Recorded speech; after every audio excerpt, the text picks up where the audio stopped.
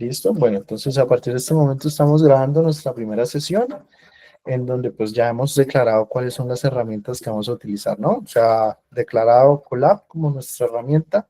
No nos vamos a limitar tanto a que todo lo que ustedes hagan para practicar sea en Colab, pero por el objetivo del curso, lo recomendable es Colab. Las tareas, trabajos, actividades, solo haremos en Colab. Entonces, por esa misma razón es adecuado. Bueno, el contenido del curso se divide en tres partes. Unidad uno, nos vamos a centrar mucho en el análisis exploratorio de datos, la parte de la ingesta de los datos, manipulación de datos, gráficos, estadísticas descriptivas, relaciones en los datos. Realmente esta parte, en teoría, cuando se vendió el curso, esto es de estadística descriptiva, pero yo quise hacerlo en un estilo de proyecto, ¿sí? Yo quiero hacerlo como un proyecto. Entonces, mi unidad uno está basada en el análisis exploratorio de datos. De ahí van a salir dos tareas, una que es un cuestionario, otra que es una actividad entregable que es individual, que va a ser un dataset que yo les doy, es súper sencillo, y de ahí ustedes hacen el análisis exploratorio de datos. La unidad 2 es la inferencia y estimación de datos. Esta parte, pues, ahí es donde está lo denso de la estadística, ahí es donde más clases vamos a necesitar gastar, porque ahí vamos a ver muestreo y distribuciones, pruebas de hipótesis y diseño experimental.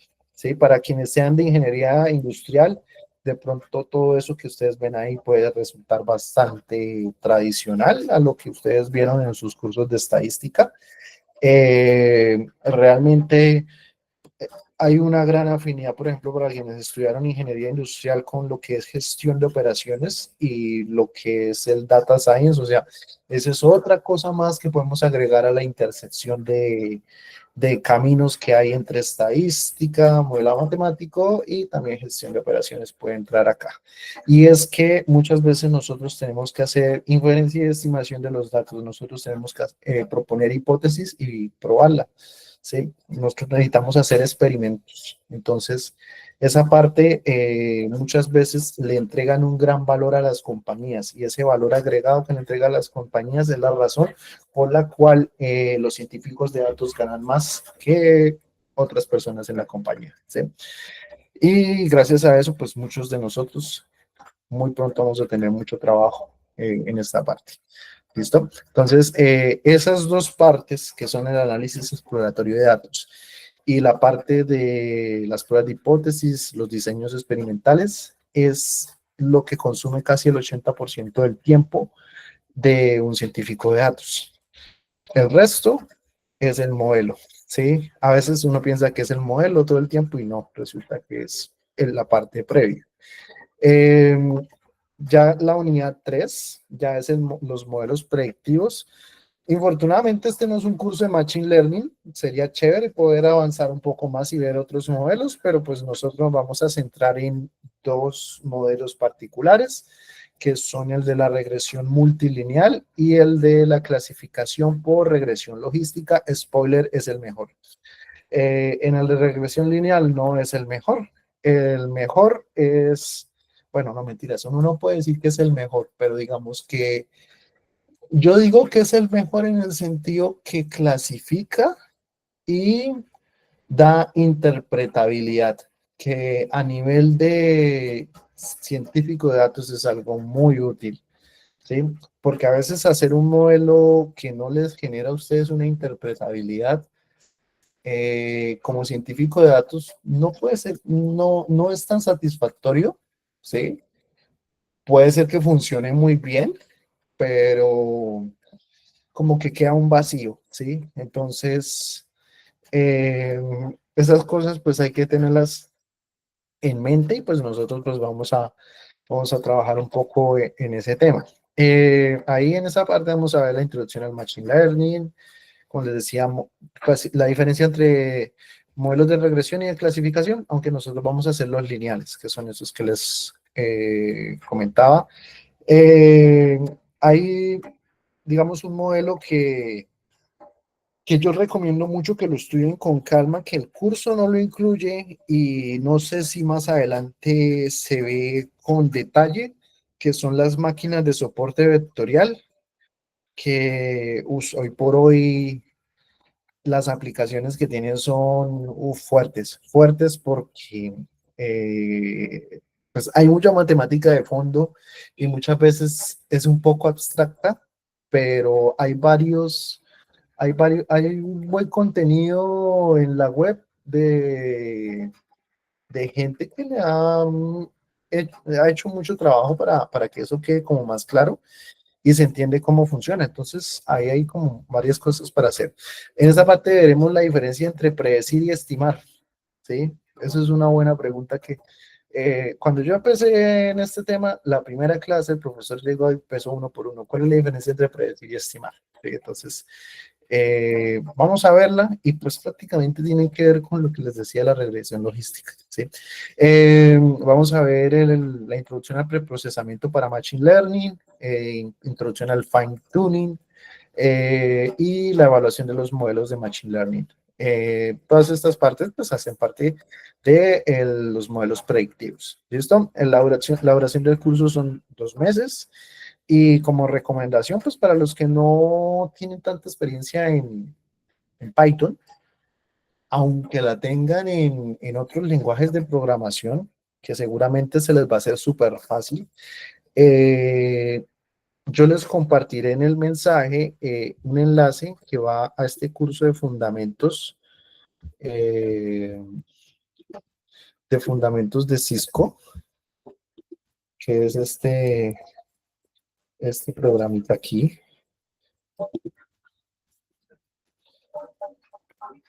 Eh, Aquí hay un curso que es con certificado y todo, en el que ustedes ven como las cositas básicas. A mí me interesa mucho aquí que ustedes empiecen a manejar esta parte de tipos de datos, las variables, y esta parte de funciones, tuplas, excepciones, ¿sí? Esa parte. Eh, Esto hasta les entrega un certificado, no es necesario que lo tengan durante, pero es un buen inicio, ¿sí? Entonces, yo les dejo el enlace, eso es un curso gratuito, se puede hacer fácilmente en un fin de semana bien juicioso o irlo haciendo de a poquito, no hay problema, pero como que nos ayuda sobre todo con esa parte del vocabulario que nosotros vamos a utilizar en Python, eh, que pues es una gran ventaja, ¿sí? Para quienes ya hayan manejado Python, pues uno dice, bueno, no es necesario, no hay sí, eso es como una parte muy introductoria, entonces no es tan necesario, pero para quienes no lo hayan manejado va a ser bastante útil. ¿Cómo son las calificaciones? Como les decía, la primera unidad tiene 2 actividades. La primera es un cuestionario. No estoy seguro si tiene 2 o 3 intentos. Creo que son 3. Eh, y ya lo otro son estudios de caso, que son 3 partes. La parte uno es el análisis exploratorio de datos, esa es individual, y para la parte 2 y 3 van a ser en grupos colaborativos, de los cuales pues cuando lleguemos a ese momento yo les explicaré cómo van a ser los grupos. La gracia es que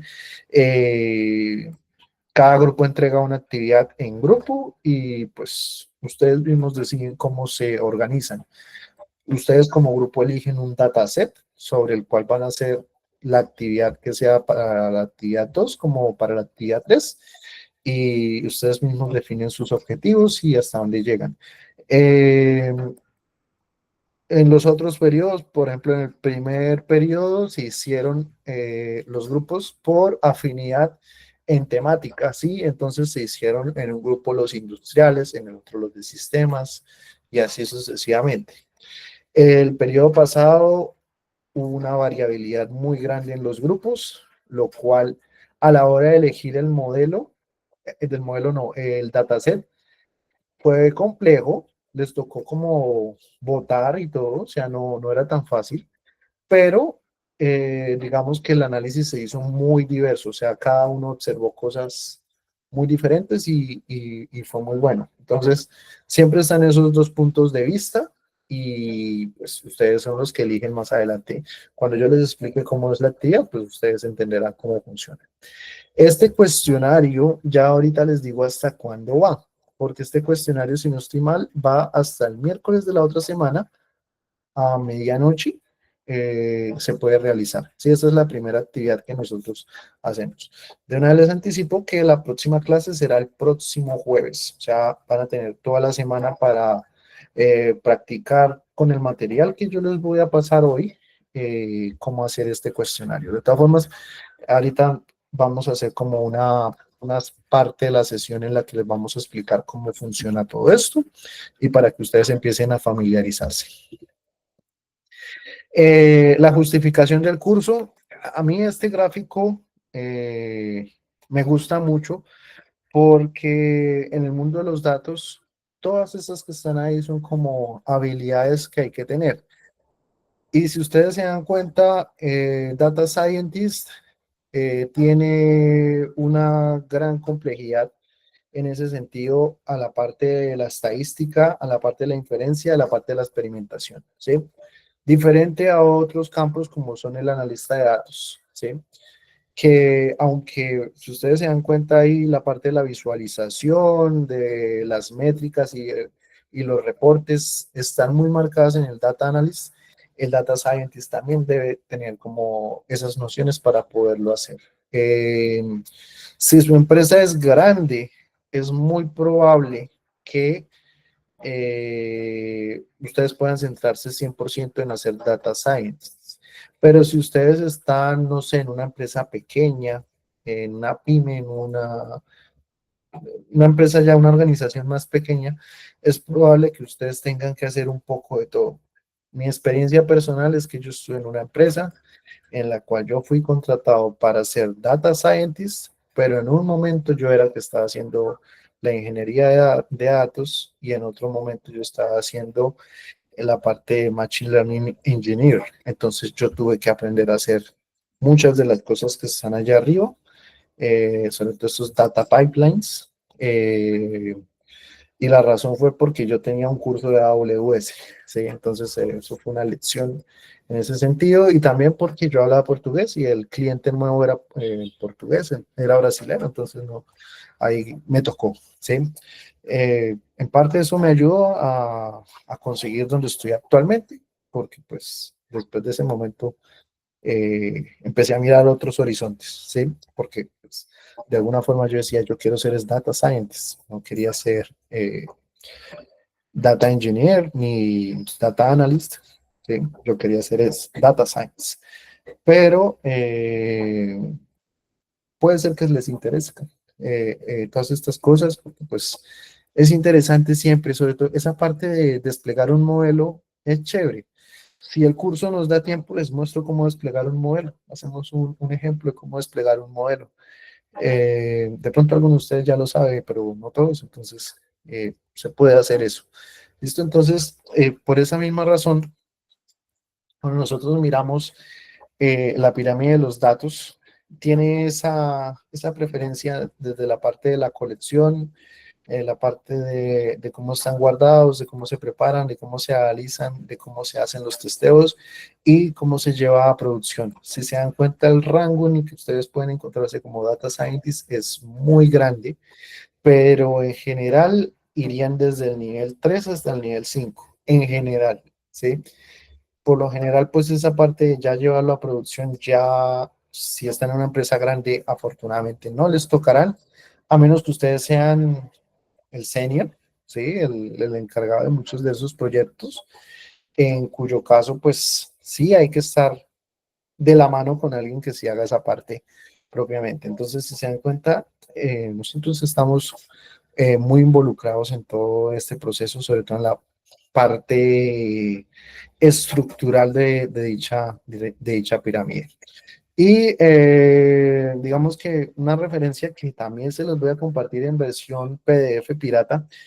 No, eso no se puede decir. Esa parte en la grabación va a salir así, borrada. Es este libro. Esta diapositiva ustedes la van a tener y si se dan cuenta aquí tiene el enlace y lo lleva al libro.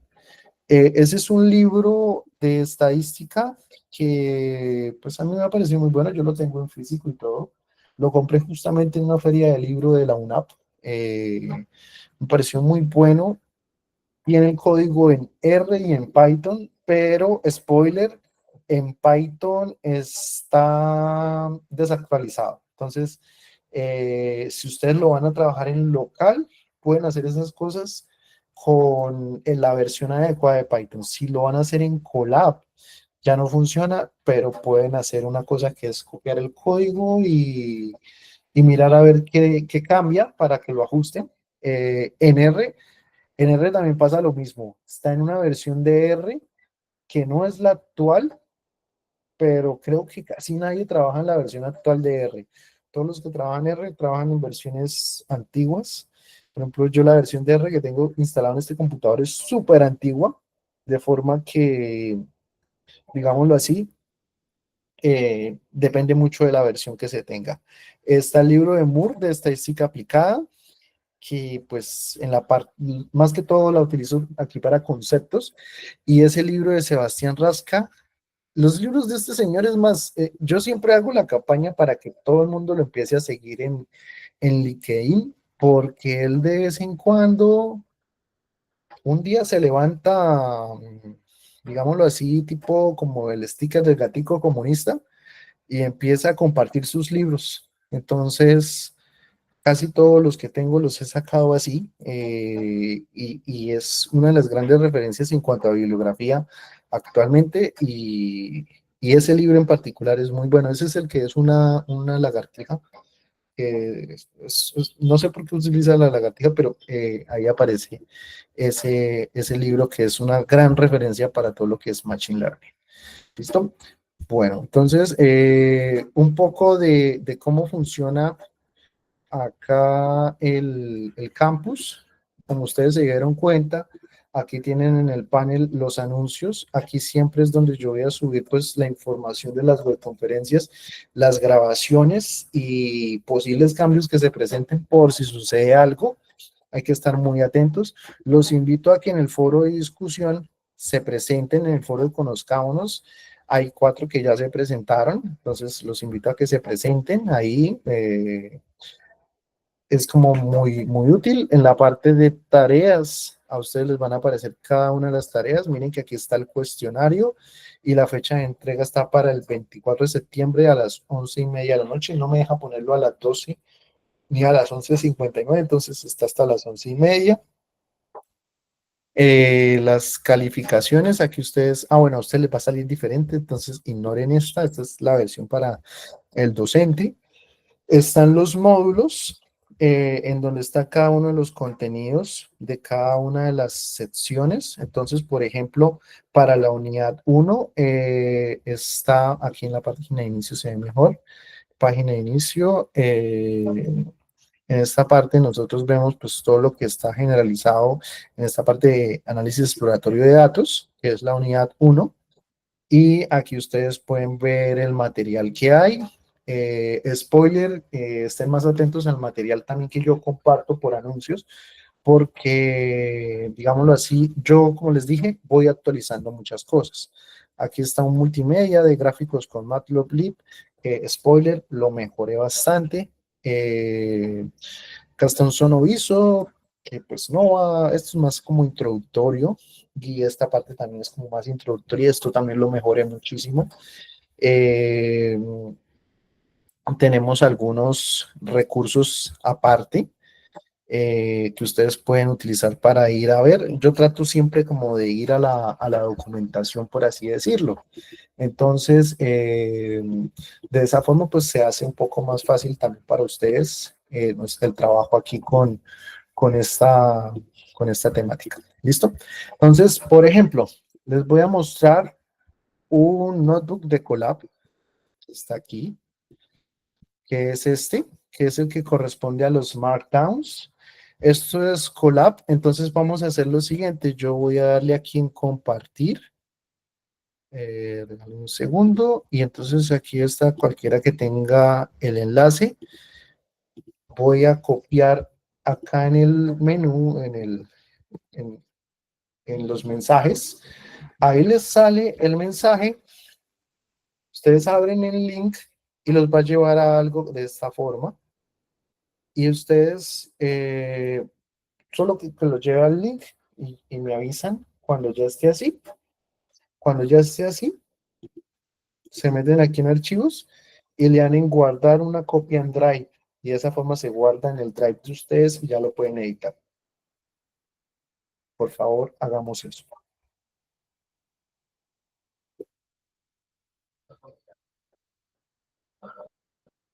¿Sí? Me confirman con la manita arriba quien ya lo haya podido hacer.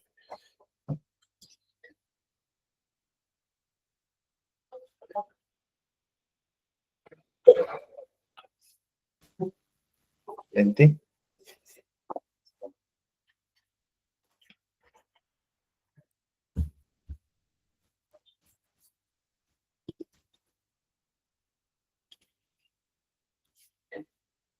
bien,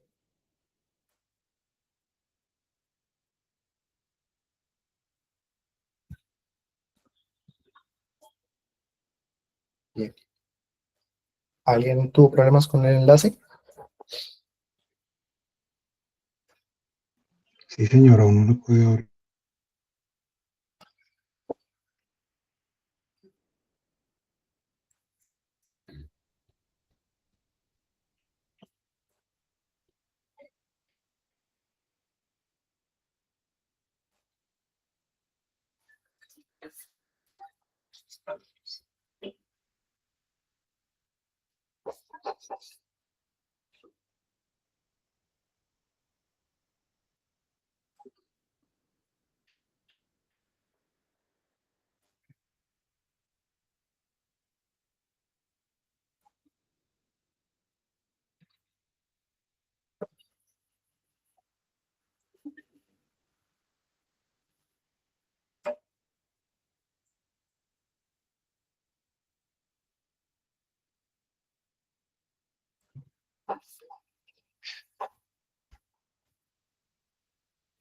¿Listo?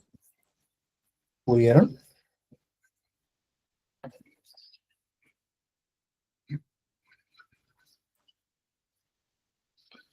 Bueno, ese que está ahí es Colab. Es probable que algunos de ustedes, al abrir el enlace, les haya salido como un menú especial, como de aceptar términos. Es porque es la primera vez que ingresan a Colab. Eh, si están en una cuenta, por ejemplo, de la empresa y de la empresa no tiene el acceso a Colab, eh, sería mejor es con un correo personal que lo asocien, ¿sí?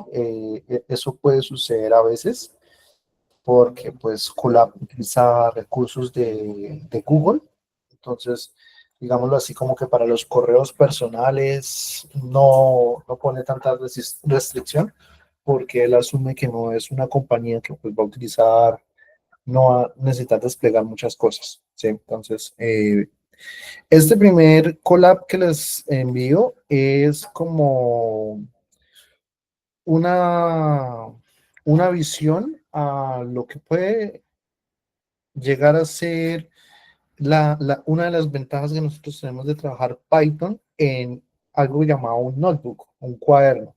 Esto de acá es un cuaderno. Aquí es donde nosotros hacemos nuestras pruebas, anotamos nuestros resultados, vamos llevando nuestra documentación, todo eso. Lo que pasa es que esa documentación, si ustedes se dan cuenta, cada vez que ustedes están en una celda, salen dos opciones, código o texto. Lo que está en texto es el dichoso Markdown que está ahí. Lo que pasa es que aquí les estoy compartiendo para que ustedes vean y sepan cómo replicar más adelante cada uno de esos detalles del Markdown. Si se dan cuenta, por ejemplo, si yo aquí escribo texto, a continuación va el texto, dos puntos, y le doy control enter y ya quedó el texto. ¿Sí se dan cuenta? Mientras que si le doy a la parte de código, se dan cuenta que ya viene asociado un botoncito de play, en donde le puedo decir print, que es la función de imprimir, entre comillas, hola mundo, y él ya me hace la impresión, ¿sí? ¿Qué sucede? Que la primera vez que se va a ejecutar una de estas celdas, él tiene que conectarse aquí Si se dan cuenta, en la parte superior derecha sale RAM y disco. Eso no es la de su equipo, sino que es la que en este momento Colab está utilizando de alguna de las computadoras que tienen en los data centers de Google. ¿Sí? En alguno de esos pequeños partes le asignó un espacio a ustedes y ahí es donde se utiliza. ¿Listo? Entonces, en esta parte de entorno de ejecución, ustedes se darán cuenta que si yo bajo la parte de cambiar tipo de entorno de ejecución, se darán cuenta todo lo que aparece aquí. Primero que todo, para los amantes de R, aquí se puede trabajar R. Para quienes alguna vez hayan utilizado Julia, está en tendencia y no sería malo aprenderlo. También tiene como entorno Julia, aunque nosotros vamos a utilizar es Python 3. Esto de acá son los aceleradores. Si solamente quieren CPU, si quieren utilizar GPU, si quieren utilizar TPU o si quieren utilizar otro tipo de TPU, aunque aquí ya dice obsoleto. Como yo estoy desde mi cuenta personal, no tiene activados estos que son más avanzados, que seguramente para una cuenta premium, por lo general asociada a una compañía que tenga acceso a Google Cloud, sí lo tendría, ¿sí? Entonces, miren también que ustedes tienen aquí para seleccionar la versión en la cual se puede ejecutar. Eso es sobre todo cuando ustedes tienen un cuaderno guardado de mucho tiempo que les da esa opción, pero en premium. Yo aquí, así lo tenga guardado hace 2 años, me va a seguir saliendo la versión actual y es probable que ya no funcionen algunas cosas. Entonces, estos de acá es cuando ustedes necesitan más potencia de cómputo particular. Nosotros no vamos a tener ese problema, pero si ustedes más adelante en el curso de IA, donde van a entrenar redes neuronales, es probable que sí puedan aprovechar eso. ¿Qué es lo que pasa? Que si ustedes lo dejan mucho tiempo, él se va a desconectar. Aquí, se va a desconectar. Esta flechita que está, ese check, indica que estamos conectados en este momento y podemos ejecutar. Estamos con nuestro kernel inicializado. Entonces es una de las palabras que nos va a aparecer mucho en todo esto. Por ejemplo, si yo estoy ejecutando un código y es la hora del almuerzo, me voy a almorzar, vuelvo a las 2 horas, lo más probable es que me toque ejecutar todo nuevamente, ¿sí? A veces no se demora, a veces sí se demora, y gracias a eso, pues, puede ser que me demore más. Mientras que si yo estoy en mi computador personal, es probable que el kernel se mantenga. ¿Cuál es la razón? Que si aquí se mantuviera conectado, quiere decir que se mantiene la conexión con un computador en un data center que está dejando de gastar recursos por alguien que de pronto sí está pagando. Por esa razón es que funciona de esta forma.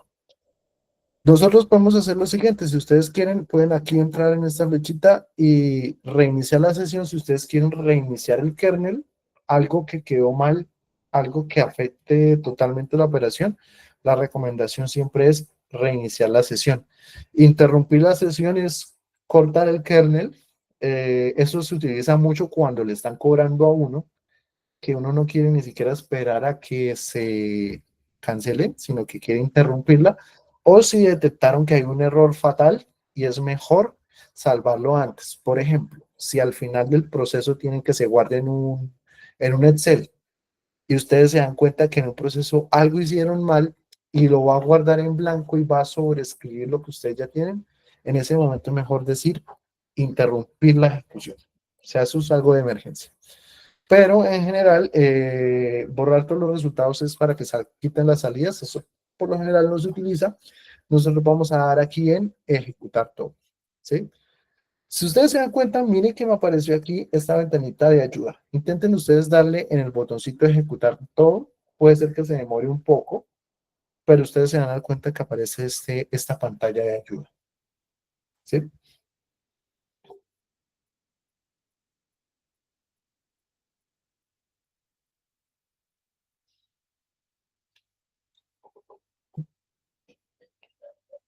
Sí. ¿Sí? Bueno. ¿Por qué aparece esa ventana de ayuda? Esto casi nunca va a suceder, solamente cuando nosotros pedimos ayuda. Si ustedes se dan cuenta, acá hay unas flechitas que nosotros podemos quitar o poner que prácticamente nosotros podemos minimizar todo esto. ¿Sí? Si se dan cuenta, aquí quedó todo minimizado. Mire, aquí dice 15 celdas ocultas, 13 celdas ocultas. Esas son los títulos. Entonces, por ejemplo, están los títulos de primer nivel. Mire que cuando yo le doy doble clic, son los que inician con un asterisco. Están los títulos de segundo nivel, con 2 asteriscos. Si quiero títulos de tercer nivel, 3 asteriscos, y así sucesivamente. Entonces van a tener esa declaración. ¿Se dan cuenta la palabra help, que viene como seleccionada en un cuadradito? ¿Cómo hacemos eso? Si se dan cuenta, miren que es con las tildes hacia un lado. De la misma forma, si por ejemplo yo quiero que este NumPy venga en letra cursiva, lo pongo entre 2 asteriscos y miren que queda entre letras cursivas. Ah, pero es que yo no quiero que venga entre 2 letras cursivas, sino en negrilla. Entonces, entre 2 asteriscos. Ahora viene en negrilla. Entonces, esas son cuestiones propias del Markdown que nosotros vamos a utilizar mucho, sobre todo para escribir nuestra documentación, ¿sí? Estos van a ser como nuestros cuadernos de apuntes. Aquí es donde nosotros vamos a hacer nuestras cuentas. Por ejemplo, ustedes, no sé, generan una distribución y calculan una probabilidad. Ah, entonces debajo ustedes hacen los comentarios que ustedes encuentran de eso. De esa forma, cuando ustedes vuelven a abrir el archivo después, se acuerdan qué fue lo que hicieron, ¿sí? O a veces cuando ustedes trabajan de forma colaborativa, usted le comparte al compañero y el compañero dice, ah, mira, lo que él hizo fue esto, esto y esto, ¿sí? Que no le toque adivinar a la persona qué es lo que se está haciendo ni el por qué se está haciendo. Para eso es importante utilizar pues la numeración y todos los detalles que normalmente tenemos. Ya en la parte de código, miren que si yo ejecuto vuelve y se abre esa pantallita de ayuda. ¿Por qué? Porque aquí yo estoy justamente ejecutando help len. ¿Qué es eso? Help len, lo que estoy diciendo es que existe una función que se llama len, yo no sé qué es eso, entonces si yo hago help y entre paréntesis len, él me va a decir eso que funciona. Entonces me dicen cómo es. Y si yo pongo la función y el símbolo de pregunta, él me va a decir qué tipo de objeto me retorna, ¿sí? Entonces, la función len, aquí va un objeto y me va a retornar el número de ítems que contiene este. Realmente, ¿qué es lo que está haciendo len? Está diciéndome la longitud de una palabra, de un objeto, ¿sí? Y eso es lo que está haciendo.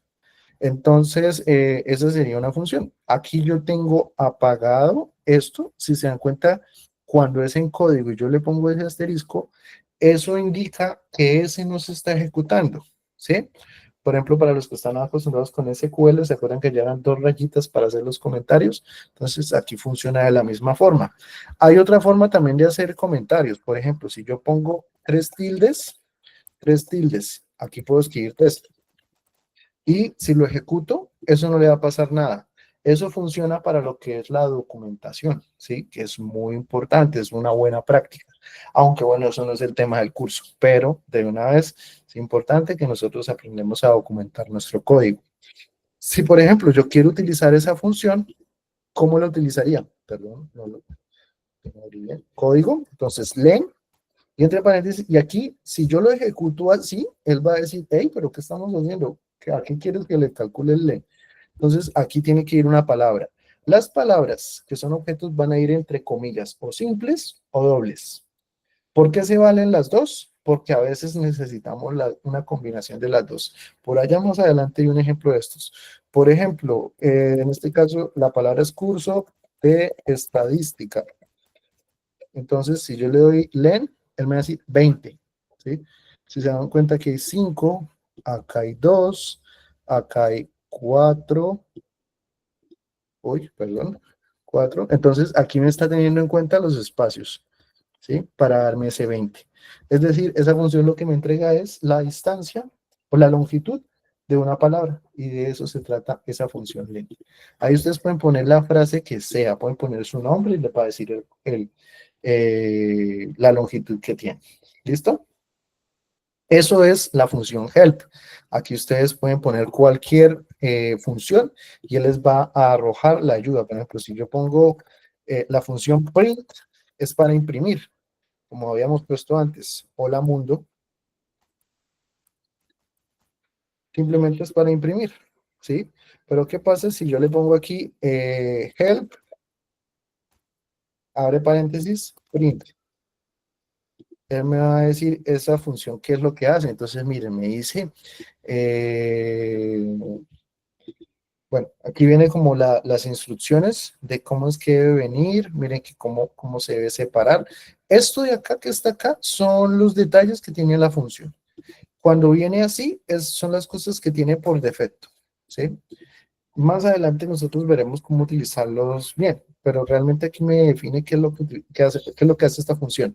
Entonces, ese me imprime los valores y aquí vienen cada una de las opciones que ustedes tienen para utilizar, ¿sí? Y de esa forma, pues, se puede aprovechar. Aquí vienen algunas de las herramientas del Markdown que nosotros vamos a ver. Lo primero son los encabezados, ¿sí? En lo que yo les decía. Pregunta, ¿han utilizado HTML, código HTML? Sí. ¿Sí? Bueno, los que utilizan código HTML, el Markdown se puede usar con HTML. Es más, observen que si ustedes suben al logo de la UNAP y le dan doble clic, esto es código HTML. Qué bonito, ¿no? Entonces, realmente aquí ustedes pueden insertar imágenes en HTML. Para los que no sepan qué es HTML, pues es como una forma visual que inclusive cuando nosotros acá venimos a esta parte, donde es configuración, opciones de desarrollador, aquí donde está eso, más herramientas, herramientas de desarrollador. Por ejemplo, aquí la página web, todo eso es el código que me hace visible eso, y eso es código HTML, ¿sí? Entonces, aquí está toda esa parte para que ustedes lo puedan revisar, ¿sí? Para los que trabajan de front, pues eso es como facilito. Para todos nosotros los demás, no tanto, pero digamos, ahí ustedes pueden insertarle cosas, ¿sí? Entonces, por ejemplo, una forma de insertar cabeceros en HTML, si ustedes quieren el texto centrado de un título, en HTML también tienen que hacerlo. Si lo quieren en cursiva, negrilla, miren cómo es. En cursiva, si se dan cuenta, lo que ya les había dicho, entre dos asteriscos. También se vale entre dos líneas al piso. Ojo, que si ustedes le dejan un espacio, ahí ya no se lo vuelve cursivo, ahí ya ese no lo vale. ¿Sí ven cómo lo imprime? En cambio, si ustedes, donde empieza y donde termina exactamente, ahí sí sale en cursivo. Si ustedes lo quieren en negrilla, doble o doble, ¿sí? Si ustedes quieren en cursivo o negrillas, triple o triple, ¿sí? No vale que lo combinen. Entonces, eso sería como la forma. La sangría, ¿cómo hace la sangría? Está este tipo de sangría, que es simplemente con el mayor. De esa forma ustedes tienen la sangría. ¿Cómo hacer líneas horizontales para resaltar cosas? Observen que se puede hacer con 3 asteriscos, con guiones o con líneas. Se pueden hacer sin ningún problema. ¿Cómo hacer las viñetas y las listas? Observen que si ustedes las tienen así, pues les va a quedar en ese orden. Miren que en la parte derecha les sale cómo les va a ir quedando.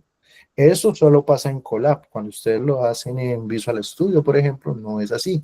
Cuando ustedes lo hacen en Jupyter, no es así, ¿sí? Depende de el entorno en el que se esté haciendo, ¿sí? Entonces aquí salen los diferentes tipos de viñetas, por ejemplo, con líneas, con asteriscos o con más. Miren que todos hacen una itemización diferente, ¿sí? Entonces, esa sería otra forma.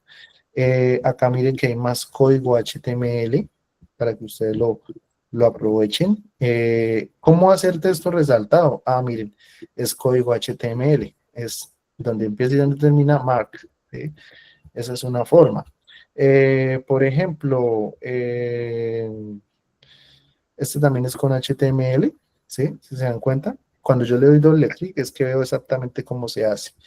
Hipervínculos. Uy, eso ustedes van a ver que yo lo hago mucho. A mí me gusta poner los links, pero los links no les sale ese enlace feo, sino que les va a salir el nombre y ahí los envía al link. Como muchos de ustedes ya seguramente utilizarán en Word o cuando envían un correo en Gmail. Ustedes no ponen el enlace larguísimo, sino que ponen la palabra y ella guarda el hipervínculo. ¿Cómo se hace para nosotros? Muy sencillo. Entre, eso sería corchetes, entre corchetes el nombre que debe aparecer visible y entre paréntesis el enlace. ¿sí? Y tiene que ser en ese orden. Y él ya de una vez lo asume de esa forma. Hay unos casos de cosas que tienen el logo, como esta, que está nuevamente en código HTML. En este caso es el logo de Jupyter, que es como una de las empresas que mejor ha desarrollado todos estos notebooks. Prácticamente casi que todas las mejoras, ellos son quienes las han hecho y las han hecho públicas, ¿sí? Notas al pie de la página también se pueden hacer, miren que se pueden hacer, también es código HTML, mejor dicho, prácticamente es código HTML lo que se utiliza para darles estilo a esto, miren, para hacer esto se hace en código HTML. Las tablas también se pueden hacer sin ningún problema, se pueden hacer. Aquí en este caso es con las líneas adecuadas.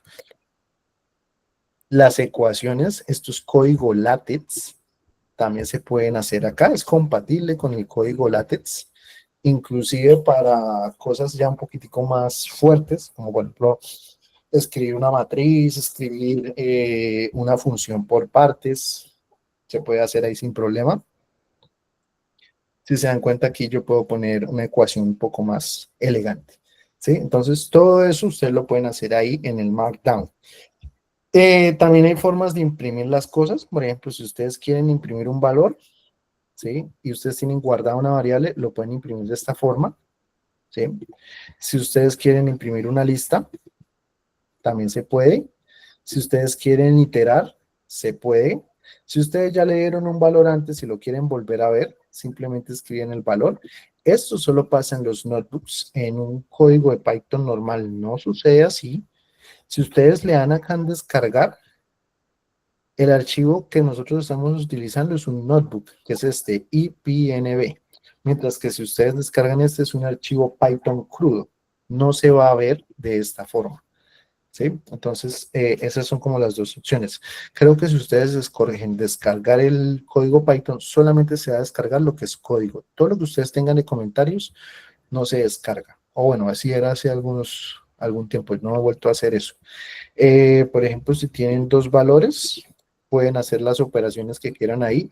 Esto se llama un F-string. Lo vamos a utilizar mucho para imprimir resultados. Conforme vamos pasando, vamos a irlo practicando más. Por eso es que es bueno este notebook tenerlo ahí para que ustedes lo vayan practicando, ¿sí? Por ejemplo, hay algunos que es necesario aclararles cómo lo quiero que lo impriman. Si quiero que lo imprima el texto como tal, o si quiero que imprima todos los caracteres asociados a ese texto, que sería como en este caso, ¿sí? Entonces, por ejemplo, aquí con este slash n es un salto de página. Miren que cuando lo imprime normal, imprime el hola y luego mundo, mientras que cuando yo le digo imprímalo como viene, él lo imprime tal cual como estaba. Y también, pues, para el caso de las fechas, ¿sí? Por ejemplo, si yo tengo una fecha, que es esta, si la imprime normal es así, pero si quiero que la imprima exacta, vamos a ver que es un objeto de tipo datetime, ¿sí? Entonces, él ya aquí tiene asociado que primero va año, luego va mes, luego va día, ¿sí? De esa forma es que nosotros podemos hacer muchas más funciones. Esto solamente es la parte relacionada a la redacción de las cosas que van ahí mismo. ¿Hasta aquí tienen alguna pregunta?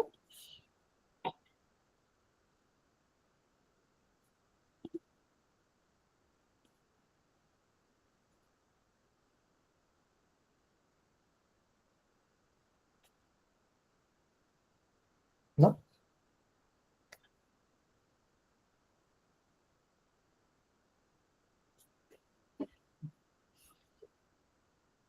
Parece que no. Ok, listo. Eso era solo una antesala. Ahora sí vamos con código de verdad. Vamos a hablar del paquete más utilizado en la ciencia de datos, en el análisis de datos, en todo lo relacionado con datos. Creo que es uno de los más utilizados en la parte de Python, ¿no? Que es Pandas, ¿sí? En este momento hay una competencia que es con otro paquete que se llama Polars, que también tiene varias cositas así de ese estilo. Entonces aquí vamos a volver a hacer lo mismo. Les voy a dar copiar el vínculo Pero no lo ajusté bien. Cualquier persona con enlace, copiar el vínculo, listo. Lo voy a pasar en los mensajes. Ustedes acceden a él y recuerden que van a archivo, guardar una copia en Drive.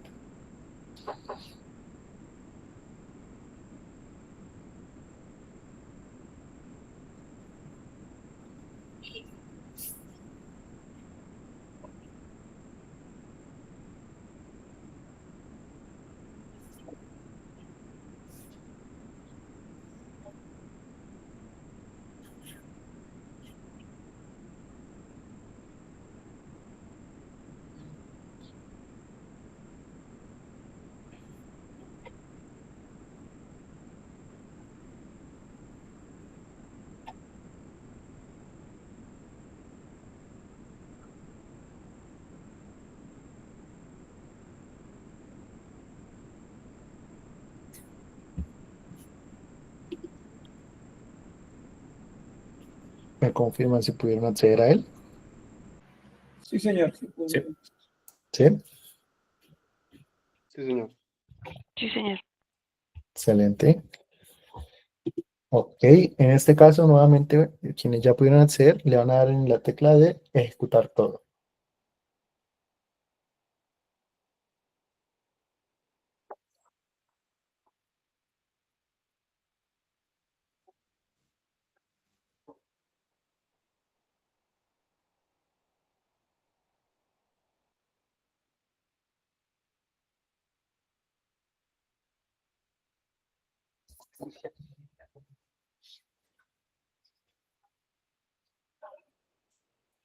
¿Listo?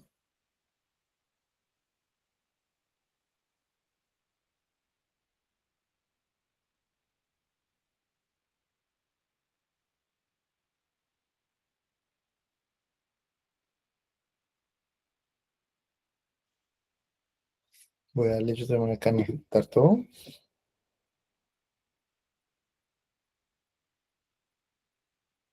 Se dan cuenta que ya apareció aquí la flechita que indica que se está ejecutando. Si se dan cuenta, siempre sale el número que representa el orden en el que se ejecutó, porque a veces nosotros ejecutamos una cosa, nos damos cuenta de algo, nos devolvemos, y así sucesivamente. Entonces, eso nos sirve para llevar el orden. También nos sale si se ejecutó y el tiempo que tomó. Hay cosas que se demoran bastante.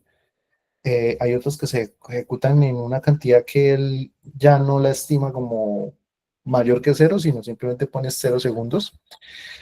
Y de esa forma, pues se ejecutan todos. Miren que siempre salen en ese orden. Todo lo que no tiene, pues esas flechitas es porque está en texto.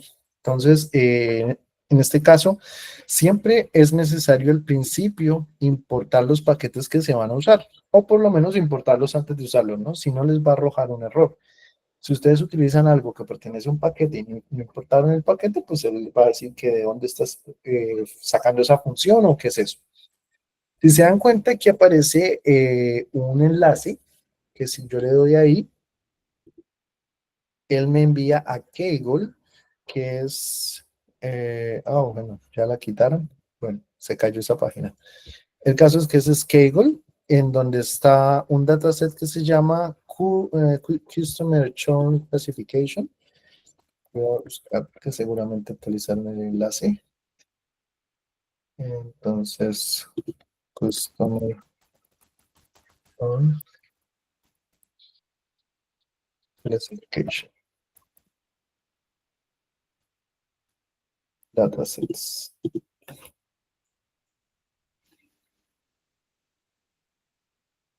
Creo que este es de telecomunicaciones. Creo que es este.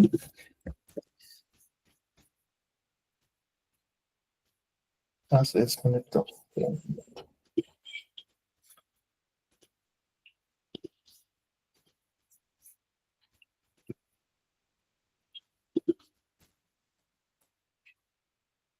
Classification. Creo que es ese mismo, el que compartieron en el foro, en el chat. Aquí aparece, bueno, de ahí salió ese ese dataset. En este caso, si ustedes se dan cuenta, hay un enlace que es este.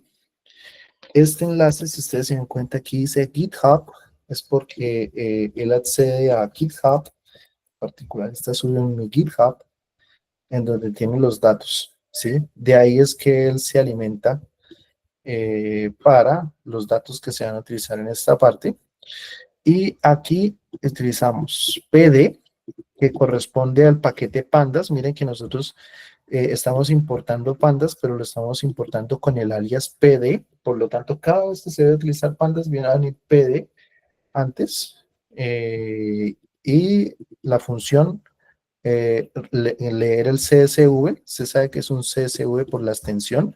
Por ejemplo, si fuera un Excel, que es XLSX, aquí sería la función read Excel. Y luego viene aquí o el enlace del archivo o viene la fuente de la que se está tomando, porque ustedes también lo pueden cargar acá como un archivo extra y eso les va a generar un enlace que lo pueden leer acá. O de la misma forma, si lo tienen en su Drive, también hay una forma de leerlo.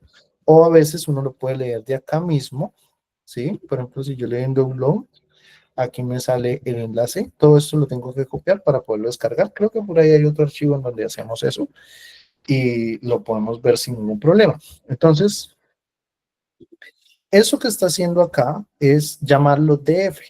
DF, si ustedes se dan cuenta, yo uso mucho de DF. Eso significa data frame. ¿Qué es un data frame? Esta tablita que ustedes están viendo acá, pero no entiendan un data frame como una tabla, porque no necesariamente es una tabla. Puede ser que sea algo un poco más complejo que una tabla. Piensen lo que es como una materialización de mi conjunto de datos, ¿sí? Porque en realidad pueden ser muchas tablas en una, ¿sí? Es una tabla de tablas, puede ser. Este es uno de los objetos que aparecen y cuando ustedes hagan el curso acá de Cisco van a ver que aparecen data frames, que aparecen tuplas, diccionarios, sí, aparece cierta gran variedad de cosas que nosotros utilizamos. En general aquí nosotros utilizamos mucho los data frames, que son, a simple vista son como de tipo tabla. La mejor forma de manejarlos es que sean una tabla, pero no siempre son así. Entonces hay que aprender a manipularlos un poco. Entonces, en este caso, nosotros tenemos varias filas, varias columnas, donde las columnas en este caso, pues nos indican qué es, ¿sí? En este caso, miren que nosotros tenemos un dataset asociado a churn, que en este caso es como la retención de unos usuarios de una empresa de telecomunicaciones. Entonces, nuestros datos, no mentiras, este como que no es, parece que es como un puntaje crediticio. Ah, no, sí, sí, es cierto. Sale el ID del cliente, el apellido, el puntaje crediticio, el lugar geográfico, el género, la edad. Este es como la cantidad de años que lleva siendo cliente, su balance actual, o sea, eso lo entiendo yo como lo que hay en su cuenta, eh, cuántos productos tiene, si tiene tarjeta de crédito, si es miembro activo. Miren que estos vienen con unos y ceros, uno para sí, cero para no, el salario estimado y si salió o no salió, o sea, si abandonó o no abandonó. En este caso, si ustedes se dan cuenta, mi nuevo dataset se llama classification, porque está clasificándolos con una variable que es una variable bien especial, que es la objetivo, que más adelante pues vamos a hablar más de ese tipo de variables, por ahora no es tan trascendente, pero en este caso esa variable objetivo, que es como lo que se quiere predecir, es esta, la de si sale o no sale, o sea, si con un conjunto de datos yo puedo predecir si sale o no sale, ¿sí? Entonces, esos son mis datos.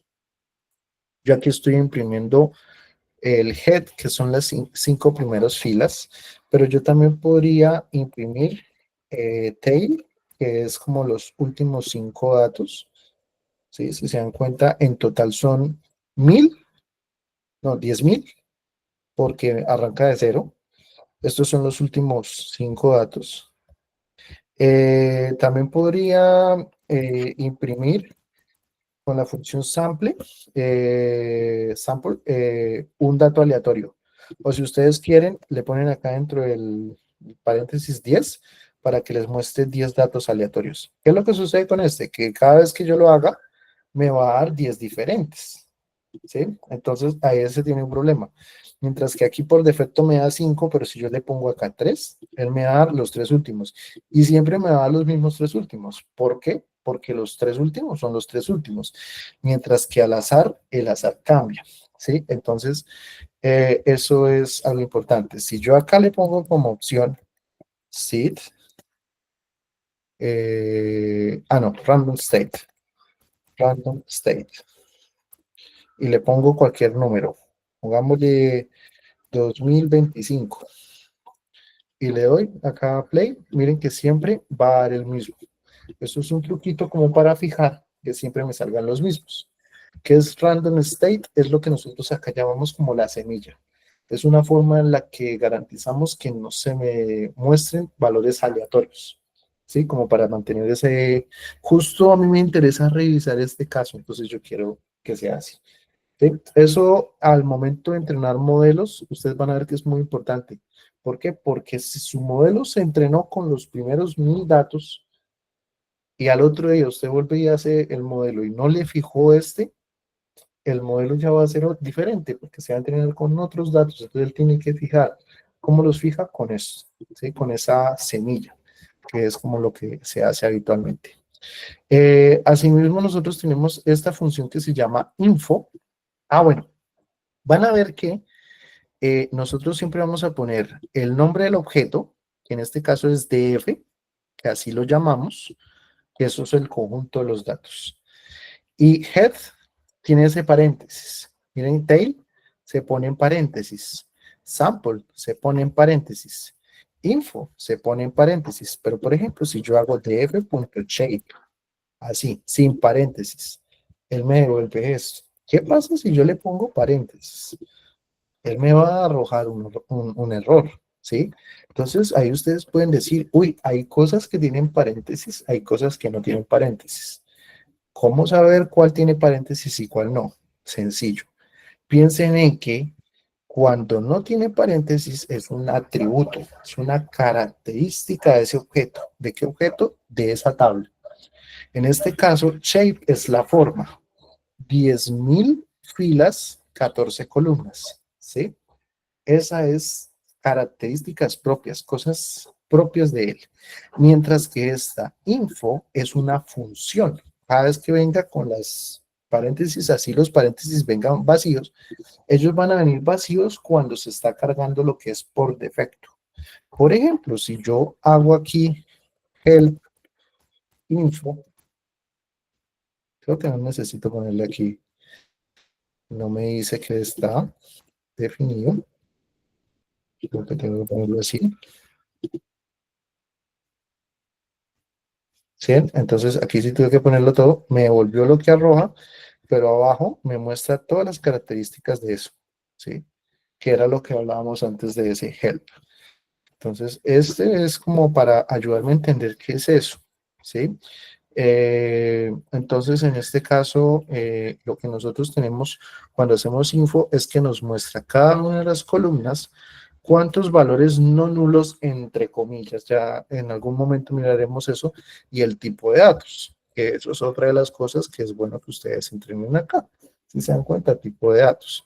¿Por qué? Porque hay varios tipos de datos, están enteros, objetos, que son como palabras, aunque en general ustedes van a ver que objeto corresponde a veces a lo que él no supo cómo categorizar y lo dejó como palabras. Ejemplo, cuando una columna, digamos, dice número de hijos y vienen los numeritos 1, 0, 3, pero por ahí alguien que estaba llenando esa tabla escribió 3 en letras, 3. O se le fue un signo de pregunta. ¿Sí? Entonces, en ese momento él ya no pudo identificar esa columna como números, entonces le va a poner objeto. Y eso da razón a uno de los grandes problemas que nosotros vamos a tener, que es la limpieza de los datos. Este curso no se va a centrar en la limpieza de los datos. Me gustaría que así sea. Espero poder enseñar lo más que pueda de eso, pero digámoslo así, es una asignatura completa. Vamos a ver un pequeño aproximación a una limpieza simple, pero es algo más que depende mucho a veces del contexto que ustedes tienen del dataset. ¿Sí? Eso a veces depende mucho porque no siempre se hace de la misma forma, depende del caso que se esté estudiando. A veces es de una forma, a veces es de otra. Por esa razón, no les puedo decir que hay un solo camino, ¿sí? Hay casos particulares donde les dicen, falta una cosita, borre esa fila. Hay otros casos que le dicen, por nada del mundo borre, ¿sí? Y pues eso es importante tenerlo en cuenta. César, cuénteme.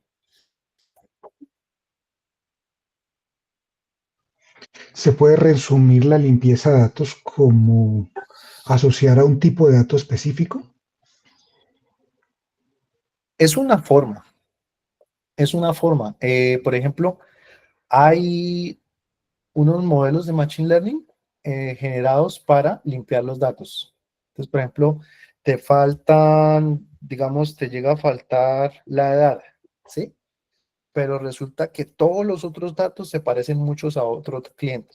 Entonces, lo que se hacen son clusters y entonces a ti te asocian a tus valores más parecidos. Esa es una forma, ¿sí? Entonces, depende del caso.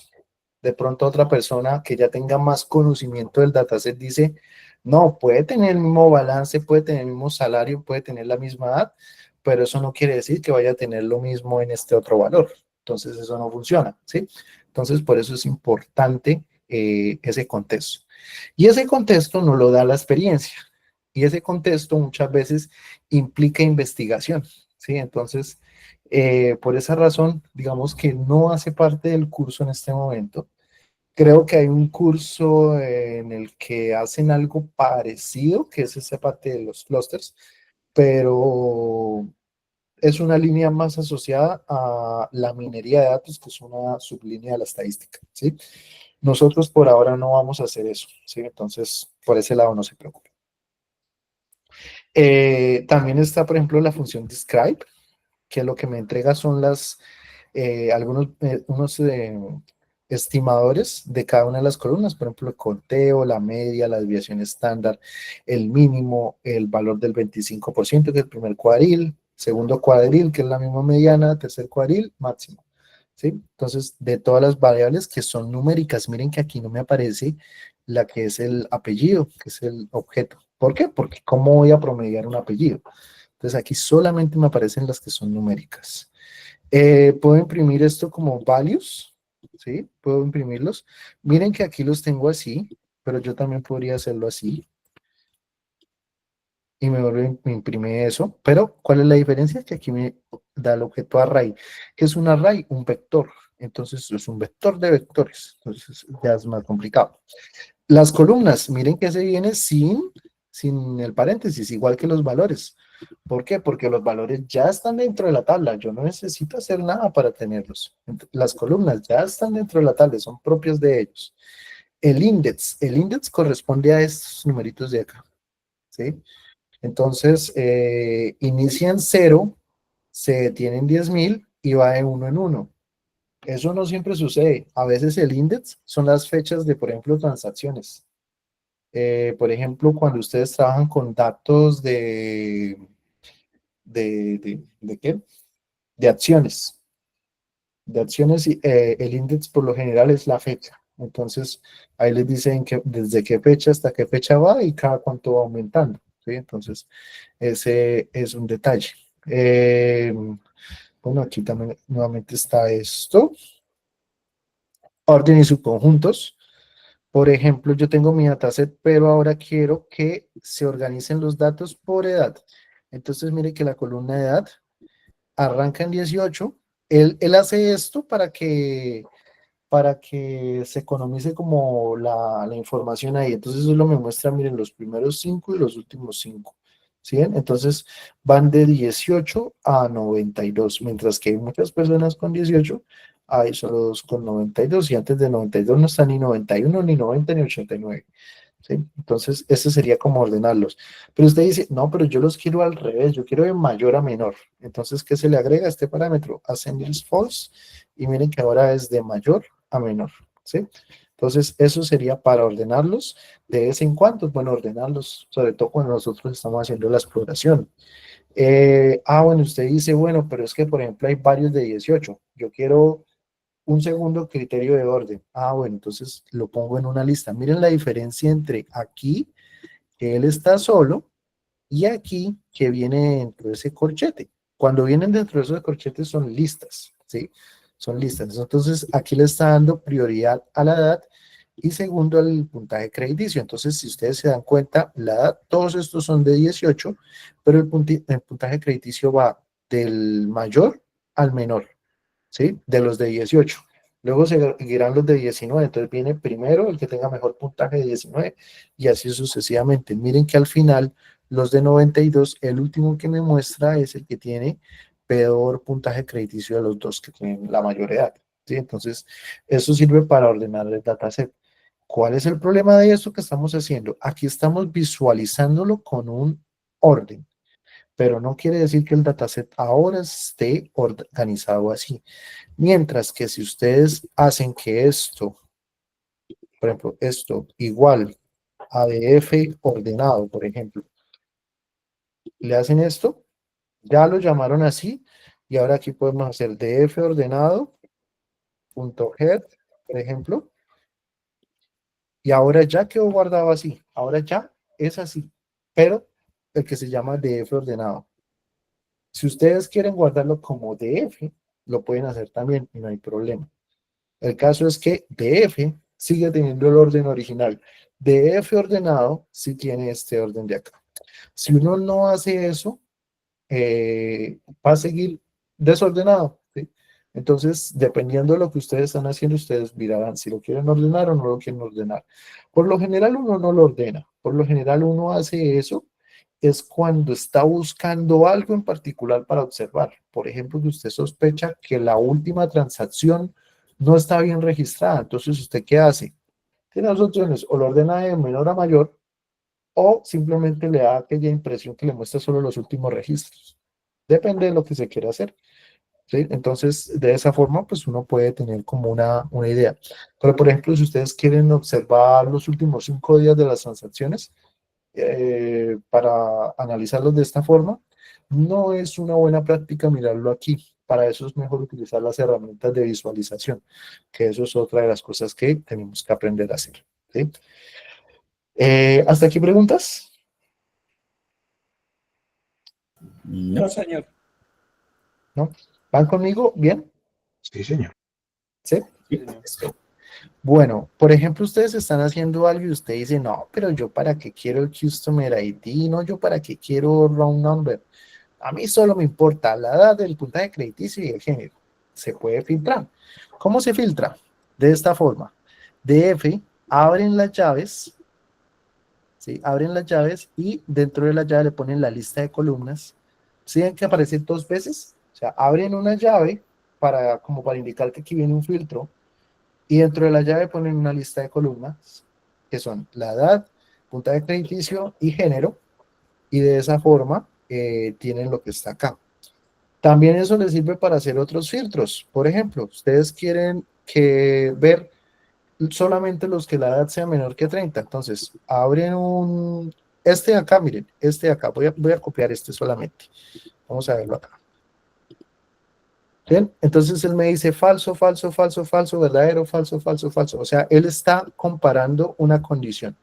Por eso es que aquí aparece DF, abro llaves y ahí pongo la condición. ¿Cuál es la condición? Esta.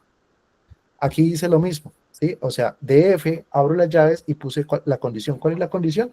Esta lista. Entonces él entiende que si usted le pasa esa lista, le está diciendo que usted solo quiere ver estos, ¿sí? Si yo hiciera solo estos, así similar a como dice acá, seguramente lo que me mostraría sería las columnas.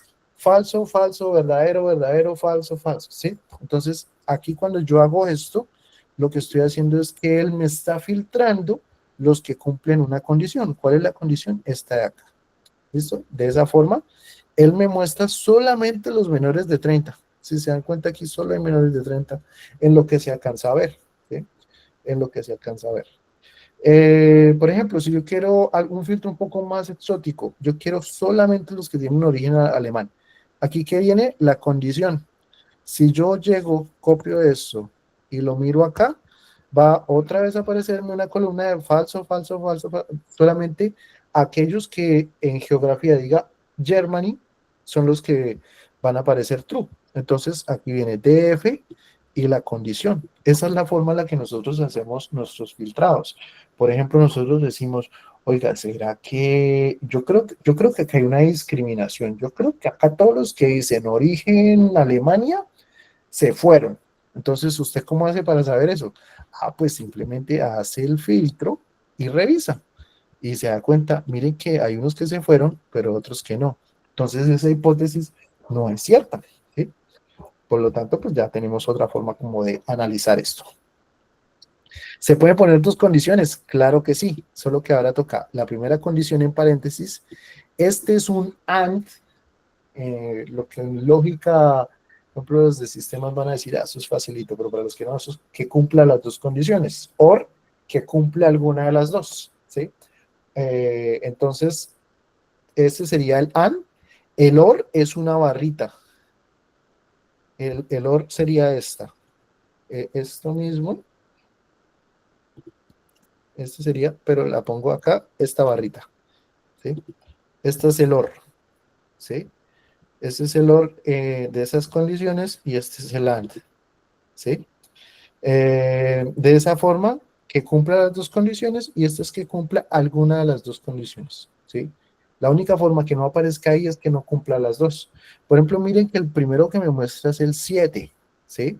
Si nosotros vamos a mirar acá, donde teníamos el dataset completo, bien arriba, ¿no? Miren que los primeros dice Francia, España, Francia, Francia, España. Vamos a darle que solamente me muestre los 8 primeros. Solamente el que está en la posición 7 viene de Germany y la edad es menor que 30. Miren que todos los demás no cumplen la primera condición. Miren que en el OR, que es el que nosotros pusimos acá, que tiene la barrita, esta, también viene solamente el 7. ¿Por qué? Porque seguramente antes de esa posición 7, ninguno de ellos era menor de 30 años. Miren que todos son mayores de 30 años. O sea, el primero que cumple una de las dos condiciones, en este caso, curiosamente, las dos condiciones, es este, la posición 7. ¿Cuál es la diferencia, por ejemplo, en el segundo? Cuando es el OR, el 9 también cumple. ¿El 9 qué característica tiene? Él viene de Francia, o sea, no cumple la primera, la segunda aquí, porque la segunda es Germany, pero sí cumple que la edad sea menor que 30. En cambio, en el AND, miren que pasa del 7 al 46, o sea, todos los que están ahí no cumplen, ¿sí? O sea, tienen una o la otra. Eso sirve como para nosotros tener eso. ¿Qué pasa si en el filtro yo quiero que vengan de Alemania, pero también de Francia? Entonces utilizo el ISIN, ¿sí? O sea, está en, o sea, esto ya es como de conjuntos. Fíjense que este funciona muy bien cuando se quieren valores que son categóricos, o sea, palabras. Cuando son palabras, es mejor ponerlos con ese ISIN. Cuando son números, es mejor utilizar, bueno, salvo que los números sean bien exóticos, porque si se quieren intervalos, por ejemplo, menor que 30, es muy eficiente. Pero si usted quiere solamente los que son de 30 y de 45, entonces ahí se utiliza el ISIN, 30, 45. Hay una diferencia entre esto, ¿sí? Y esto. ¿Cuál es la diferencia? Eso lo podemos hacer con esta función que se llama tipo, ¿sí? Esta, cuando le doy tipo, me dice string, o sea, tipo cadena, es una palabra. Mientras que en esta, me dice que es un entero. Si es 30.0, que sabemos que es lo mismo, me va a decir que es un flotante. Esos pequeños detalles pueden arruinar el código. Cuando viene así, es una palabra. Cuando viene así, es un número.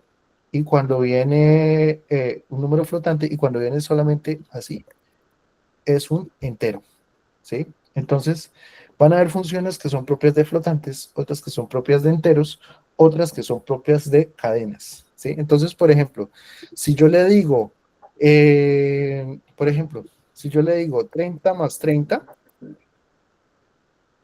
60, facilito, ¿no? Pero si yo le digo 30 más 30, antes de que lo haga, ¿qué piensan que va a salir? 30, Texto 30. concatenado entre 30 y 30. 30, 30. 30, 30, se juntan las cadenas, ¿sí? Entonces, eso sucede. Cuando sumamos cadenas, o sea, palabras, hace eso. Uy, pero ¿qué pasa si hago esto? 30 más 30. ¿Qué creen que pasa? Concatena. Vamos a ver qué pasa. ¿El error? Error. Está sumando una cadena con un número. Pero entonces uno no puede combinarlos. La respuesta es que sí. Por ejemplo, si hago 30 por 30. En ¿qué creen que va a pasar?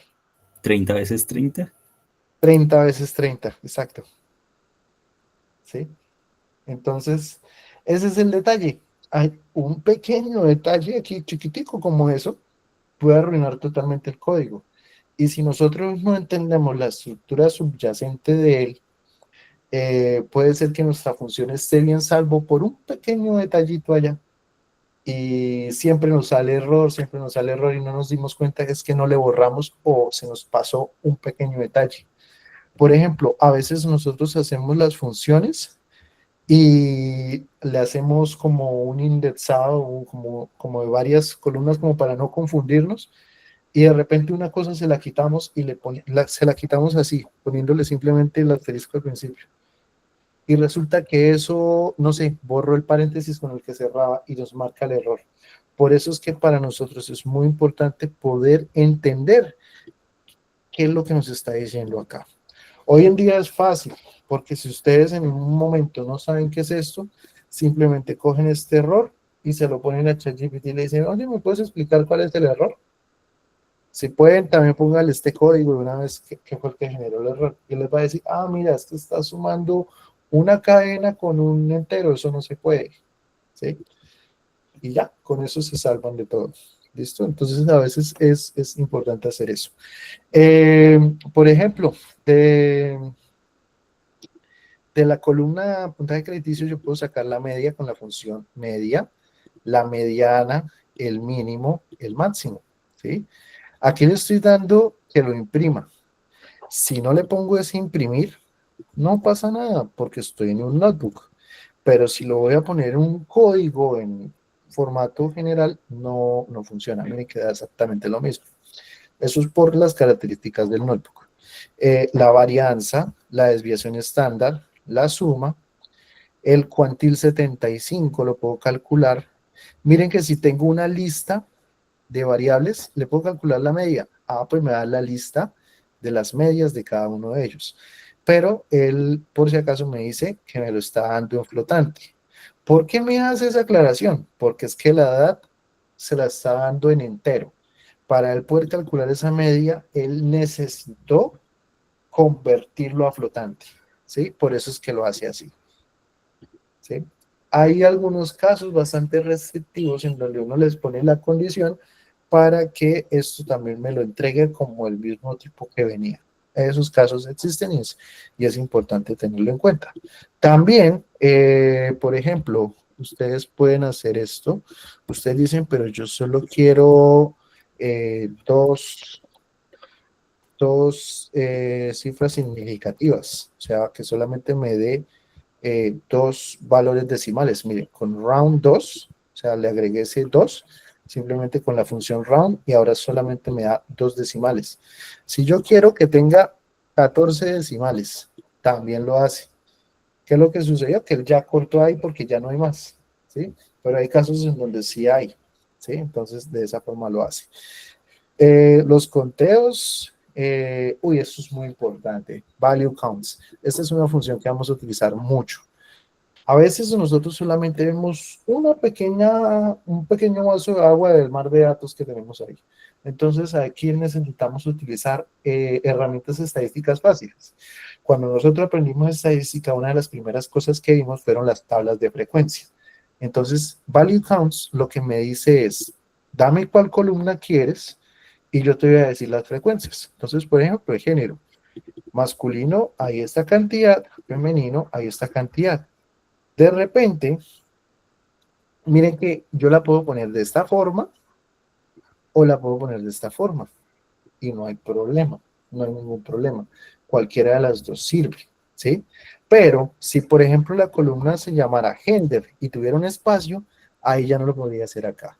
Entonces, por eso también hay como una buena práctica, es que nosotros los nombres de las columnas sean informativos, sean, ojalá no tengan espacios, ojalá no tengan caracteres raros, ¿sí? Que ustedes puedan utilizar tanto la primera como la segunda, dependiendo del caso. Hay gente que le gusta mucho este estilo, hay gente que le gusta mucho este estilo.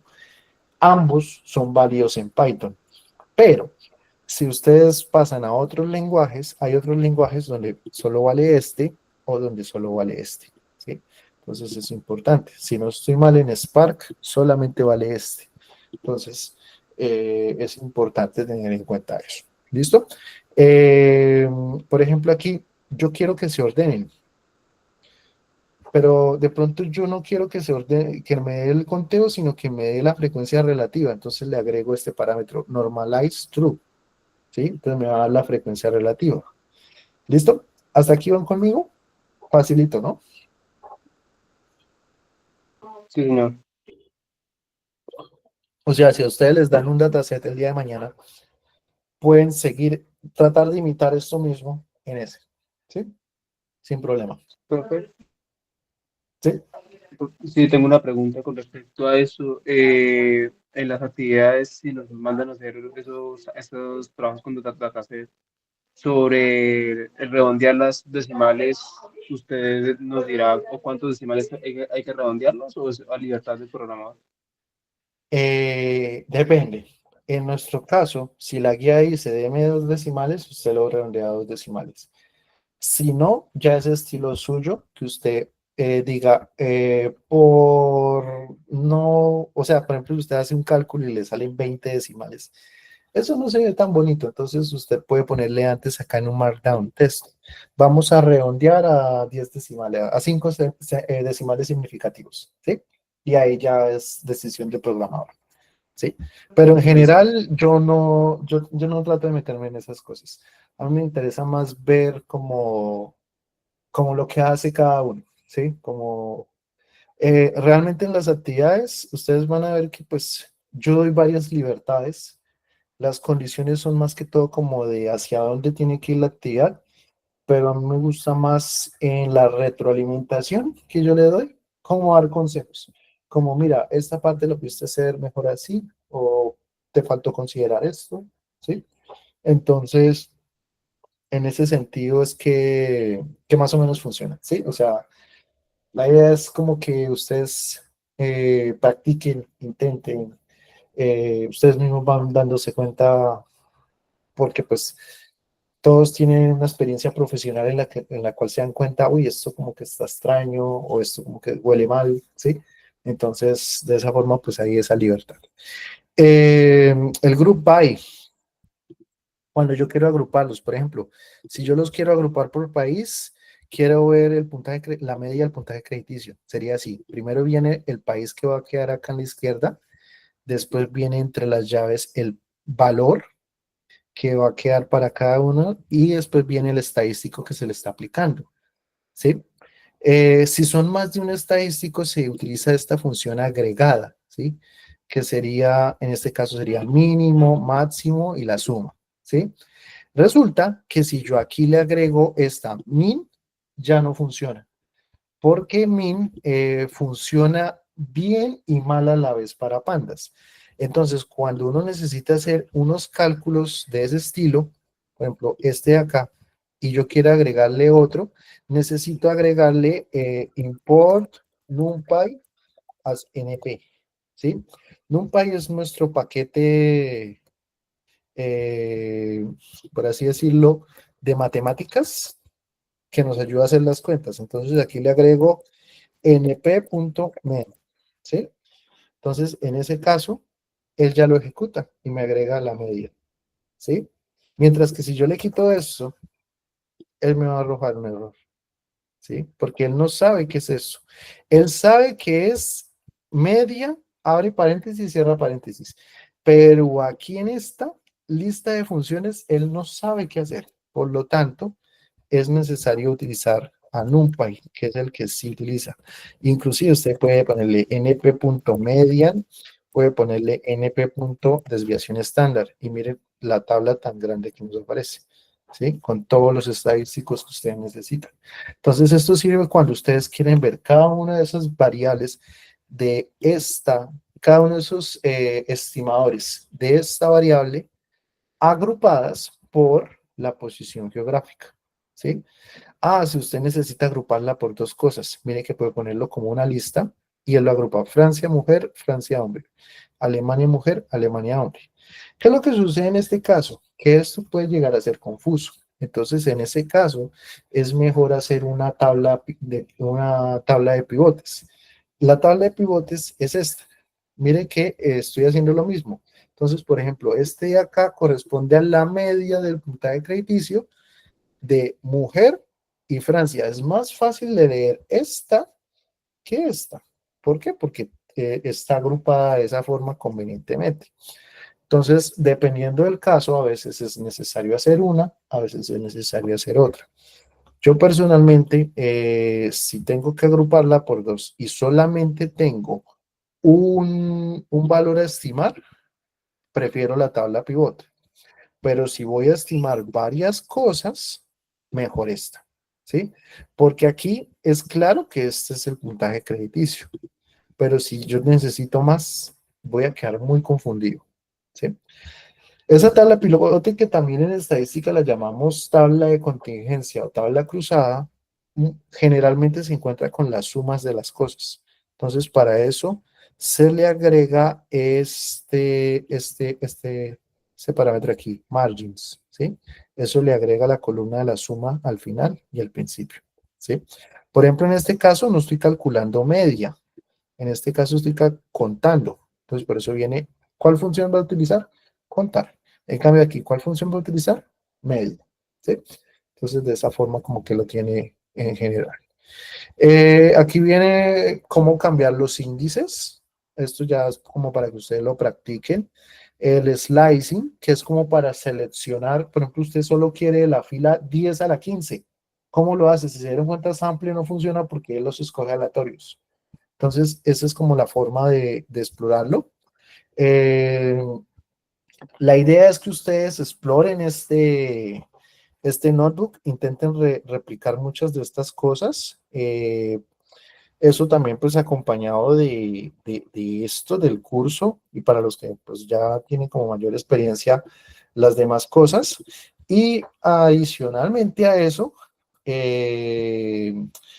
pues hay un notebook adicional que ese sí se los voy como a dejar así como para su exploración personal, que es este de acá, que ya se los comparto, en donde se hacen los primeros gráficos, ¿sí? La idea es que ustedes lo exploren, le cambien cositas a ver qué les muestra eso, vayan como aventurándose, por ejemplo, no sé, aquí viene, por ejemplo, aquí sale cómo hacer el histograma de esta variable. Miren cómo sale el histograma, ¿sí? Por ejemplo, aquí sale otro histograma. Por ejemplo, aquí sale un diagrama de líneas. Por ejemplo, aquí sale dos histogramas en el mismo entorno, ¿sí? Y así sucesivamente. O sea, es como para que ustedes mismos vayan explorando, lo vayan haciendo. Spoiler de esto, el cuestionario de la primera actividad prácticamente se basa de este archivo. O sea, si ustedes estudian este archivo, inclusive pueden ponerlo al lado, dependiendo de la pregunta, ir mirando qué es lo que hace cada cosa. Si ustedes se dan cuenta aquí abajo, donde yo les explico, por ejemplo, cómo hacer los gráficos, todo esto que está en verde son los comentarios. Por ejemplo, añadir título. Ah, aquí viene cómo se añade el título. Ah, cómo se muestra el gráfico y así sucesivamente. También les pongo qué es lo que hace cada uno de los parámetros. Este proporciona proporciones de gráfico, etiquetas de cada sección, mostrar porcentajes. Se dan cuenta que el cuestionario está hecho para que ustedes lo saquen en el puntaje máximo, porque es muy sencillo. Por ejemplo, ¿qué es lo que hace el carácter, no sé, shadow en la función de gráfico circular?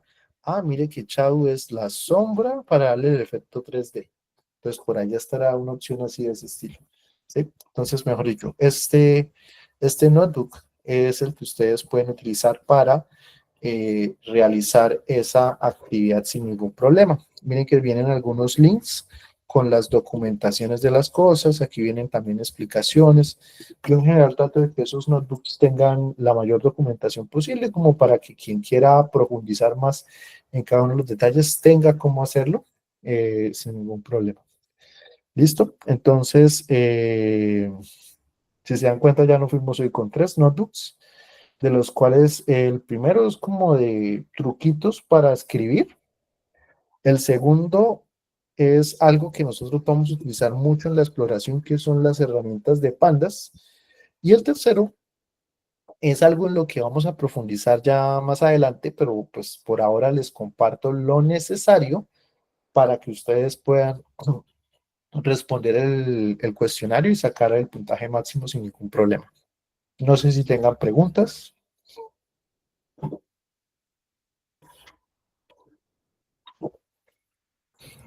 Hola, profe, una pregunta. ¿La llamada la compartes para poder volverla a ver? Claro que Pues sí, la claro que sí. Aquí en la parte de, aquí en, ¿dónde? Vamos a ver, aquí en el curso, aquí en la parte de anuncios, aquí te va a salir el enlace, ¿sí? Tengo que esperar a que se genere el enlace, ahí subo el enlace, subo el material, subo nuevamente los links de estos notebooks, subo el link para que hagan este curso los que lo quieran hacer y subo, ¿qué otra cosa se subía ahí? Ah, la diapositiva que se mostró al principio. Y con eso, pues digamos, está como todo el material de la primera clase. Sí. Toda clase se le va a subir siempre la grabación. Si algún día no pueden asistir, no hay problema, no hay calificación por asistencia. Es como parte como de lo normal del curso, porque es un curso remoto. Y de esa forma, pues aseguramos que todos tengan el mismo material. ¿Listo? Perfecto, mil gracias. Con gusto. ¿Sí? ¿Alguna otra pregunta?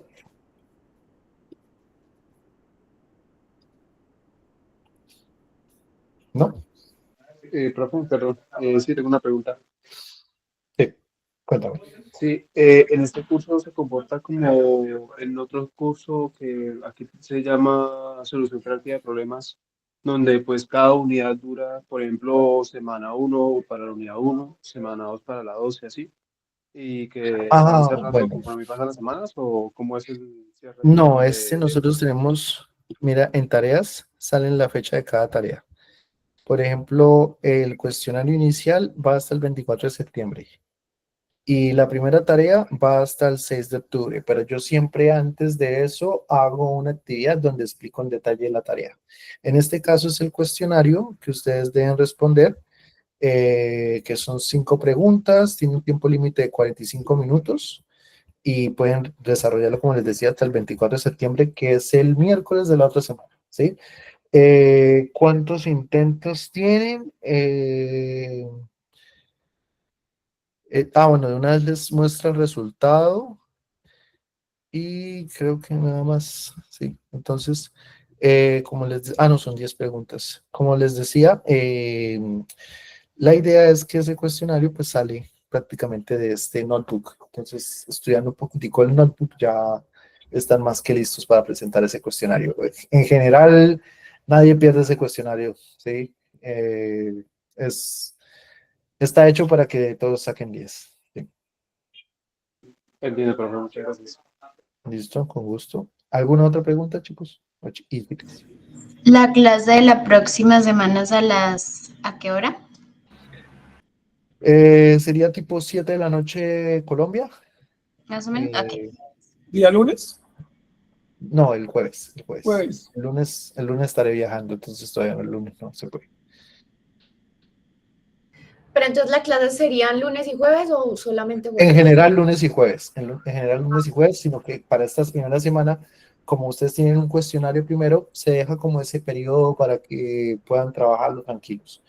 Ya el otro jueves, yo asumo que, pues, en realidad ya todos han presentado el cuestionario, ya todos hemos explorado un poquitico más lo de Python y ya podemos arrancar a ver cómo hacer gráficos más avanzados, cuándo hacer un gráfico, cuándo hacer el otro, ¿sí? O sea, ya nos centramos es en hacer gráficos.